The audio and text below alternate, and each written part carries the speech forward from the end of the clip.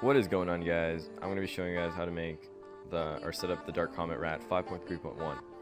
Alright, so first things first, this is a disclaimer. Whatever you do, you probably know this, but whatever you do, don't download random stuff from the internet that you do not know of. So if you are downloading the DarkComet RAT, which has all this stuff in it, make sure it is a legitimate source. You know where it's coming from, you trust the user, and yeah, I'll put a download link, but it's up to you if you believe me or not. Obviously it's not a rat. I'll open it right now,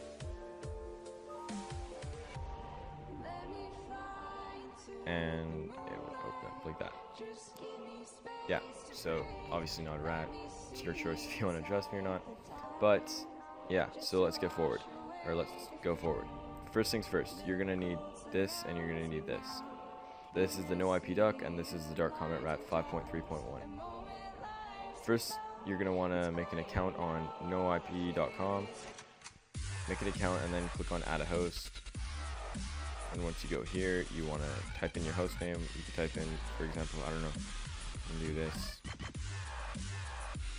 random, and make sure it's on no-ip.biz. This is the extension you want to use. Make sure it's DNS host A. This is my VPN's IP. It should be, don't touch this, it should have your IP right there. Unless you don't know your IP, you can just go to cmyip.com and it would tell you your IP right here. Alright, so then you would just click on update host. I already set mine up. So yeah, update your host, set that up, do all that, and then open up your duck. Sign into your duck. I'm just gonna say duck because I don't know what the exact word is. And click on edit hosts. And then once you have your edit host, once you're in here, check your host that you selected and click on save. And it should work. Yeah, there you go. And now minimize that. You're done with the no IP stuff. That's just making your servers more secure. And then open up your DarkComet.rat.exe, and we'll wait for it to load. There we go. Now for the purposes of this tutorial, we will be using the port 200. You can use the default port, which is 1604, but you can use any port really. Just for this tutorial, I'm going to be using 200. Alright, so first things first, just click on add new socket, but make sure there's nothing here. And I'm going to type in 200 and check this. It's basically trying to port forward it on your router if your router allows that option. Click listen. Now that you have that, you want to go up to your router and port forward everything. And I will be right back when I have that open. Alright, now since I'm using a Telus router, it looks like this, but your router might look different. Normally you want to go into your firewall, and then it should say port forwarding. And for the starting port you want to put 200, and for the ending port you want to put 200, and then put protocol as TCP. Now for your LAN IP address, open up this, go into CMD, and type in IP config. Now for this, I'm not going to do this because for obvious reasons, but because it would show all your network's information and stuff. So yeah, once you go there, it should show that all that stuff. Scroll up to your IPv4 address, and it should say 192.168.something, and just type it in like this. .something. Usually it's 1.something. I'm gonna replace the zeros with whatever yours is. And yeah, no, and then click on apply, or whatever yours is, save, blah blah blah. And then do the same thing, except for the protocol, use UDP, and do the same LAN IP address you use. And once you've set that up, don't need that anymore. And then you want to go on canyouseeme.org. I'll put all these links in the description. Since I'm using a VPN for the purpose of this tutorial, it's not gonna work. Like this website's not gonna work because I'm using a VPN. But for yours, it will. Like, it should work, because unless you're using a VPN. Anyways, type in 200 right here, and click on check your port. and here it should say success. I can see your port, or I can see your service on blank blank blank, and yeah, and if it says success, you know it's working. If not, then go on port forwarding tutorial websites and figure out how to port forward. Alright, so now that you have that set up, you can finally open up DarkComet and click this and make sure it's listening, and make sure it's listening, and go here and click on the full editor. Now for this, don't worry about the security password. Generate a random process mutex a couple times, and don't worry about these, just leave them blank. The firewall bypass is basically, if you don't plan on encrypting the sub and you don't plan on using Sandbox to test it out, then don't check this. Yeah, I'm not going to check it. So for the hosts file, you want to type in your IP right here, and the port you want to type in 200.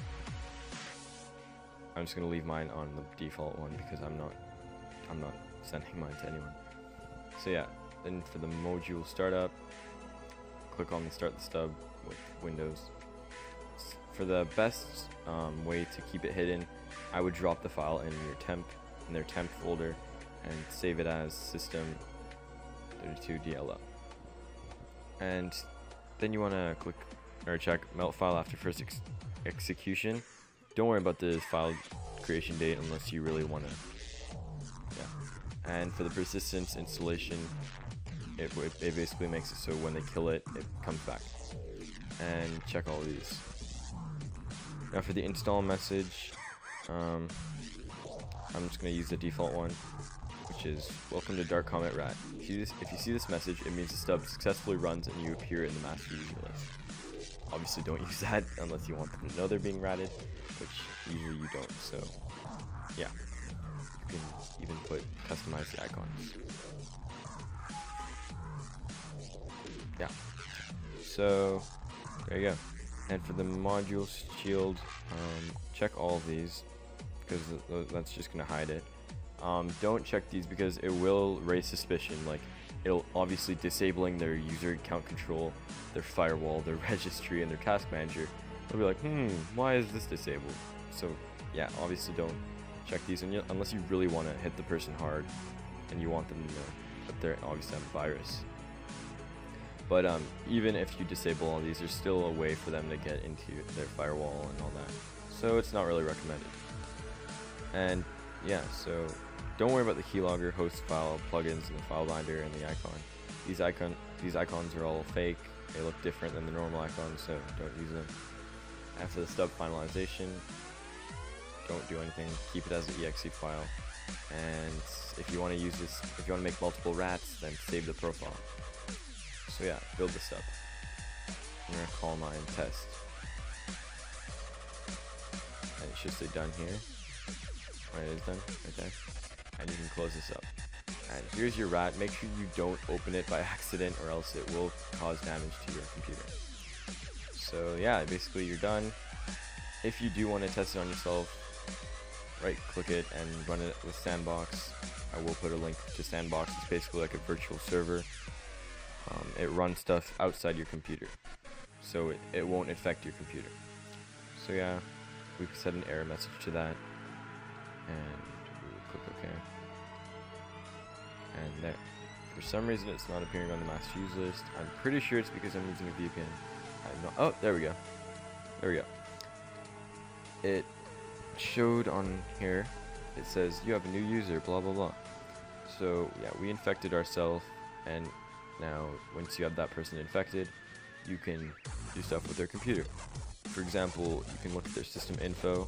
You can see where they are. You can find out their IP. You can go to piano, which I like. Beep. Play music on their computer. Send a message box. Like lol, you got ratted. And you would send it to their computer. And yep, there we go. Lol, you got ratted. And Microsoft Reader. I don't think this always works, but I'll try it. yeah, it doesn't work. But yeah, everything else works. You can do all these. Set up a remote chat. This would be your master control. This would be, they won't, like, obviously, like, they can't close this. Only you can close it from here. And you can nudge their screen, type in hello, and it would go to their screen. You'd be like, who is this? I don't know. And you can close it like that. There you go. There's system functions.